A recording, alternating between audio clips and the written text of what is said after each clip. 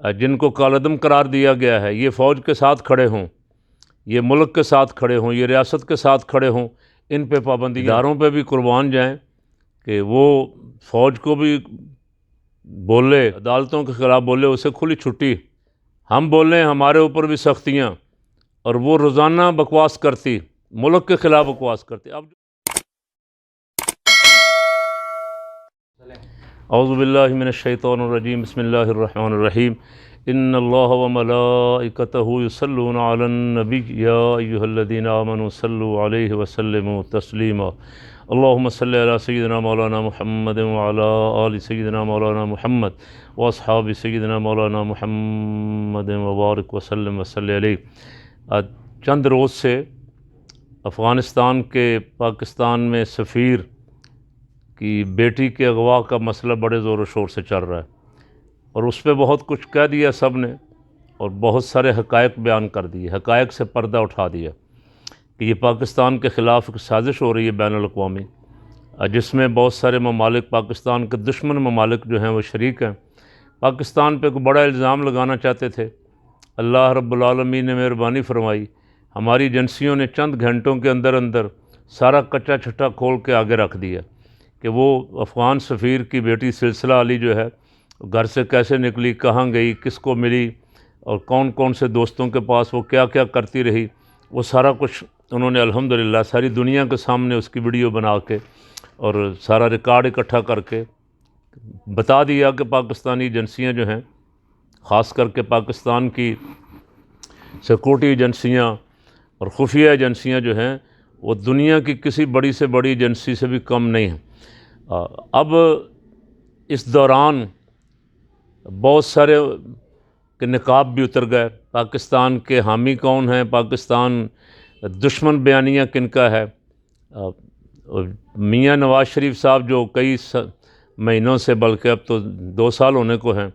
London بیٹھے ہوئے ہیں، دھوکہ دے کے یہاں عدالتوں کو، اسپتالوں کو، سارے سسٹم کو، اب جیل سے نکل کے جا کے لندن کی ہواؤں فضاؤں میں اس وقت لہرا رہے ہیں، اور وہاں ملاقاتیں فرماتے ہیں اور ملک کے خلاف بیانیاں دیتے ہیں، اور ان کی صاحبزادی یہاں جسے کھلا چھوڑا ہوا ہے۔ اداروں پہ بھی قربان جائیں کہ وہ فوج کو بھی بولے، ایجنسیوں کے خلاف بولے، عدالتوں کے خلاف بولے، اسے کھلی چھٹی، اور اس کے مقابلے میں یہاں جن کو کالعدم قرار دیا گیا ہے، یہ فوج کے ساتھ کھڑے ہوں، یہ ملک کے ساتھ کھڑے ہوں، یہ ریاست کے ساتھ کھڑے ہوں، ان پہ پابندیاں، ہم بولیں ہمارے اوپر بھی سختیاں، اور وہ روزانہ بکواس کرتی، ملک کے خلاف بکواس کرتی۔ اب جو اس نے بیانیہ دیا ہے وہ کھلم کھلا اس کا بیانیہ ملک دشمن بیانیہ، وہ افغانستان کی بولی، انڈیا کی بولی بول رہی، وہ پاکستان کی ایجنسیوں کے خلاف، پاکستان کے خلاف، پاکستان کو معافی مانگنی چاہیے۔ کس بات کی معافی؟ اس بات کی معافی کہ افغان سفیر اور اس کی بیٹی نے مل کے ایک ڈرامہ کیا پاکستان کو پھنسانے کے لیے، دھوکہ دیا، جھوٹ بولا، سارے میڈیا اور ساری دنیا کی آنکھوں میں دھول جھونکنے کی کوشش کی، اس بات کی معافی مانگیں؟ شرم آنی چاہیے مریم نواز صاحبہ آپ کو۔ آپ جب کہیں جلسوں میں کھڑی ہوتی ہیں تو میرا خیال ہے مجمع دیکھ کے تو بڑوں بڑوں کا دماغ خراب ہو جاتا ہے،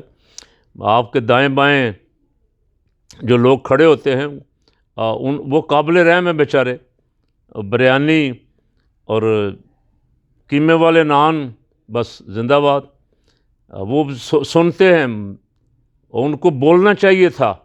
کشمیر میں کھڑے ہو کے مودی کا بیانیہ، کشمیر میں کھڑے ہو کے اشرف غنی کا بیانیہ بول رہی ہے ایک لیڈر، اور اپنے آپ کو پاکستانی کہہ رہی ہے کہ میں پاکستان کی بڑی ہمدرد ہوں، میں کشمیر کی بڑی ہمدرد ہوں، اور پاکستان کو افغانستان سے معافی مانگ لینی چاہیے۔ افغانی تو اب انہوں نے سفیر بلا لیا شرم کے مارے، وہ یہاں ایجنسیوں کے سوالوں کا جواب نہیں دے سکتے، اس لیے کہ سارا ڈرامہ تھا، جھوٹ تھا، وہ تو ایک کھیل بنانا چاہتے تھے، گیم بنانا چاہتے تھے پاکستان کے خلاف، تاکہ اس وقت جو انہیں افغانستان میں طالبان کے ہاتھوں جس عظیمت کا سامنا ہے، جس شکست و ریخ کا وہ شکار ہیں، انہیں اپنا اقتدار جاتا ہوا نظر آ رہا ہے۔ انہیں نظر آ رہا ہے کہ چند مہینوں کی بات ہے، یہ افغانستان ان کے ہاتھ سے نکل رہا ہے، 200 کے قریب اضلاع تو طالبان نے پہلے قبضہ کر لیے، اور باقی جو رہ گئے ہیں تھوڑے بہت، ان میں بھی ان کے لیے جینا مشکل ہوا پڑا ہے،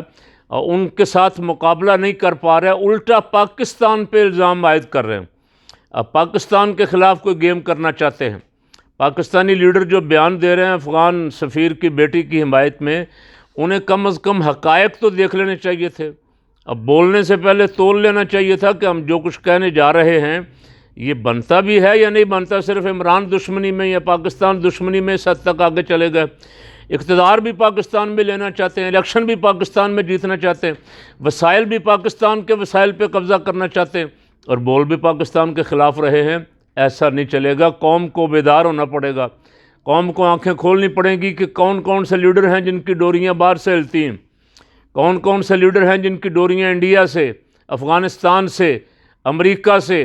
اور دشمن ملکوں سے ہل رہی ہیں، اور کون پاکستان کے ساتھ کھڑا ہے۔ اس وقت بہت اشد ضرورت ہے فیصلہ کرنے کی عوام کو، کہ عوام اپنے ضمیر سے فیصلہ کریں، اور صرف پارٹی بازی نہ دیکھیں کہ میں اس کے ساتھ ہوں، میں اس کے ساتھ ہوں۔